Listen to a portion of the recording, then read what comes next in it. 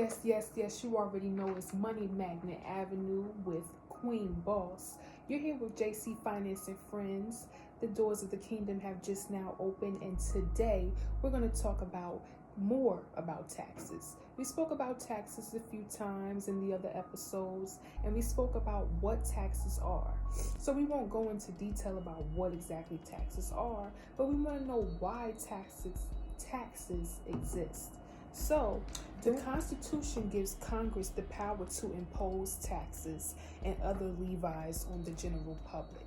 The Civil War led to the creation of the first income tax in the U.S. The federal income tax, that's still in place in 2025, was officially enacted in 1913. Many of the taxes we pay were created in 1920s and 30s, including the estate tax, gift tax, and social security tax. And income tax rates used to apply to everyone was applied to everyone, no matter the income status, single, married, or head of household, which then changed, of course. So the Civil War led to the creation of the country's first income tax and the first version of the Office of Commissioner of Internal Revenue, so the IRS, in terms of when it was created. What we know now as the IRS, the office took over the responsibility of collecting federal taxes, relieving individual states of the duty. Excise taxes were also added to almost every commodity possible, such as like alcohol, tobacco, gunpowder, and even tea. Money Magnet Avenue is offering personal financial assistance.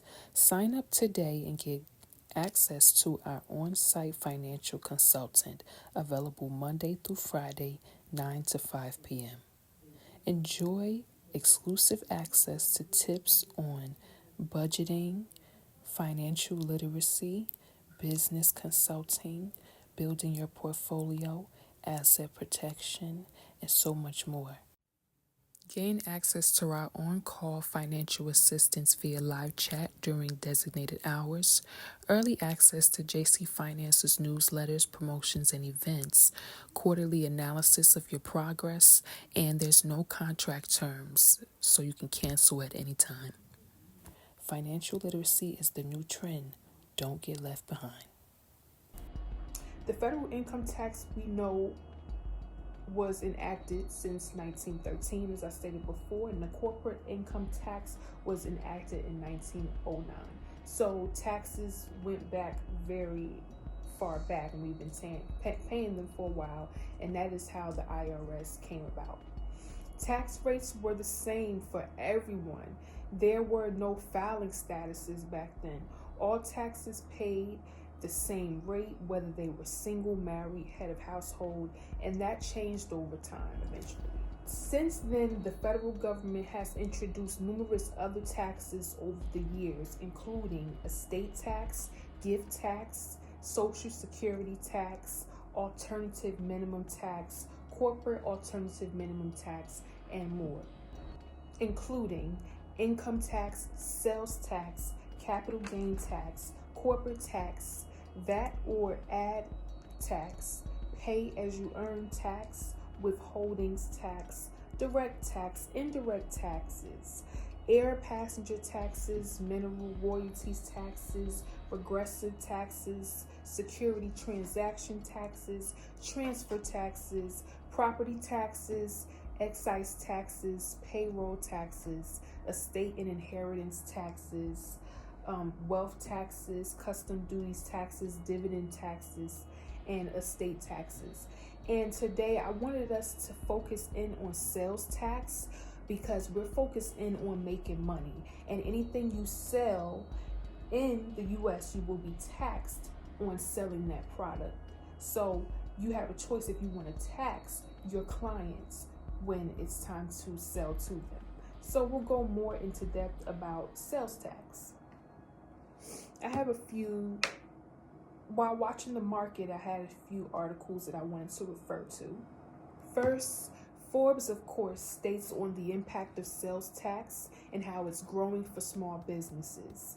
And speaking with experts and, cloud-based compliance solution providers that help businesses of all sizes get tax compliance right, we went into detail where it speaks about how it's been just over 4 years since the landmark Supreme Court decision for sales tax in states such as South Dakota versus Wayfair decision. They had a decision recently, and it was not recently, it was about 4 years ago. And so 45 states, parts of Alaska, and the District of Columbia have adopted these remote sales tax laws known as economic nexus that require remote sellers to register, collect, and file sales tax in states even if they have no physical presence there. And while the impact of the laws spare no size of business, the effect on small businesses has been far-reached. Why the data tells us about sales tax impacts on the small business. According to recent surveys by my company, 91% of small businesses with less than 20 employees have been impacted by that decision that they made, which is the largest percentage of any business segment we surveyed. Small businesses are also seeing the number of states that are selling to grow, but more states can equal more tax obligations. So as I looked at the data, I wonder what is enabling small businesses to sell into so many new states and trigger new tax obligations. Why are small businesses so confident in their compliance with sales tax laws? So staying in compliance and making sure you pay the taxes to sell, and that you're taxing your consumers, which you need to tax them in order so that when it's time to do your taxes, whether you do estimated taxes throughout the year or you do your yearly taxes, would be the right amount.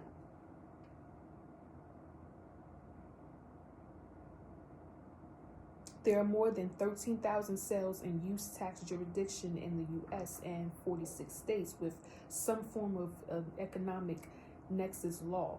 So these laws, being in compliance with these laws, is one thing that, of course, a business owner, a self-employed individual, an investor, and even a W-2 holder needs to consider, with W-2 holders not having to consider as much because the company does most of the work for them. They take out all of the taxes, whether it be Medicare, Social Security taxes, etc., whatever type taxes that they take out. The sheer number of laws to comply with can be overwhelming, but it's not just the quantity that can be troublesome. It's up to each jurisdiction to determine the rates and rules businesses must comply with. For example, you must have a certain amount in sales in a certain region, and you can trigger an obligation and have a certain amount of transactions. This is one of the top complications of registering your business and filing returns with each jurisdiction.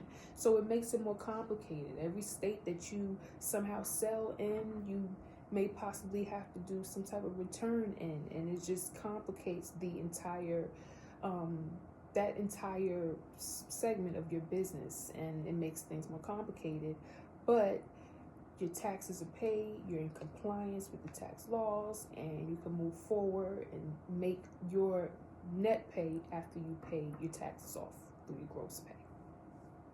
So we have so many different types of taxes. Like, first, estate tax was enacted in 1797 to fund the U.S. Navy. It was repealed but reinstated over the years, often to finance wars. The modern estate tax, as we know it, was implemented in 1916. Multiple taxes were created in the 1920s and 1930s, one being the gift tax, and the gift tax came about in 1924. President Franklin Roosevelt signed the Social Security tax in 1935. The government first collected Social Security taxes in January of 1937, although no benefits were paid out until 1940. of January.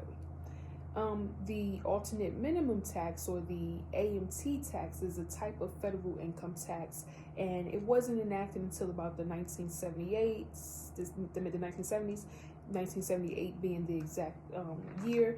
And then the parallel system uses a separate set of rules to calculate taxable income after allowed deductions. It's designed to prevent higher income taxpayers from avoiding their fair share of taxes.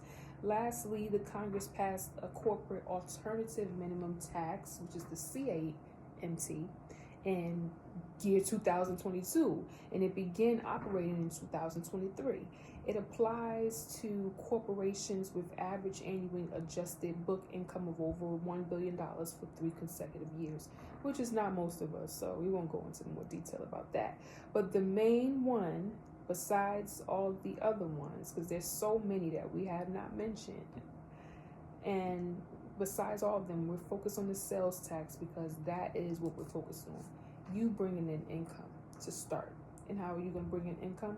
Are you going to sell a product? Are you going to sell a service? Or are you going to work for someone who does that? It's time to... More than half of the citizens of this society struggle with growing, maintaining, and protecting their finances. Most don't know where to start, and during the financial crisis, most don't know what to do. Here at JC Finance and Friends, we dedicate our time to making financial freedom more reachable and easier to understand. Map out your retirement plan, asset protection, and portfolio growth with friends who are excited to help.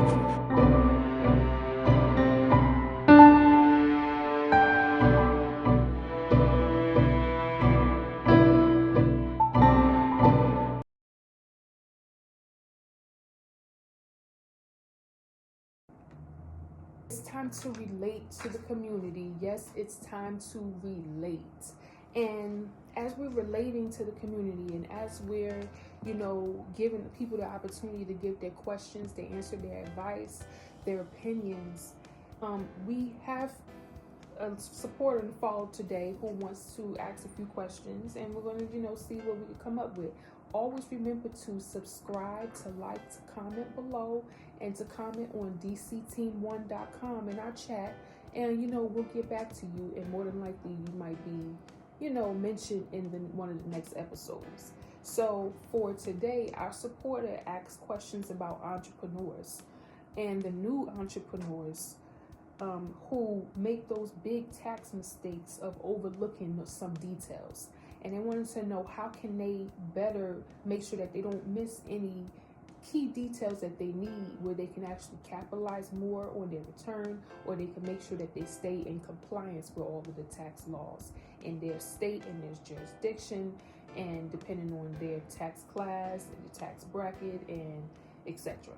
So in my opinion, of course, I would suggest, as all would suggest, I'm pretty sure, to hire an expert CPA or an accountant, to make sure that you don't miss any of the details in terms of your balance sheets, in terms of your profit and loss, in terms of your W-2s, your 1099s, any accounts payable or any accounts receivable documentations or forms. Of course, your returns and all the different types of returns that can be filed in order to get a refund as well. So in my opinion, of course, hire an expert and do extensive research to credible sites that you can go to that can help you to, maximize on this tax year.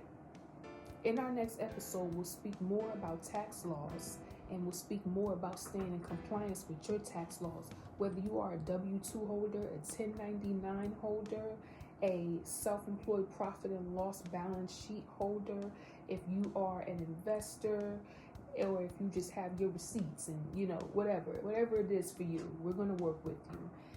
Don't forget, follow us, JC Finance and Friends, DC Team 1. Follow us on all of our social medias. We'll have all the links and all of that icons below, as you can see. And follow us and definitely chat with us. Don't forget to subscribe, and don't forget to subscribe.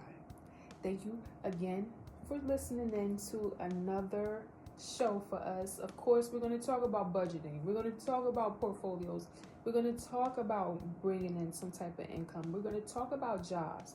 We're going to talk about sales and bringing in sales and the taxes on those sales and maximizing on your taxes and, using those investment vehicles to do so. And so we want to thank you so much for tuning in to another episode. This is Queen Boss on JC Finance and Friends, Money Magnet Avenue. The doors of the kingdom are now closing again. You guys stay tuned for another episode coming up very soon. I love you guys and I want the best for us. This is for kingdom building. Have a good day.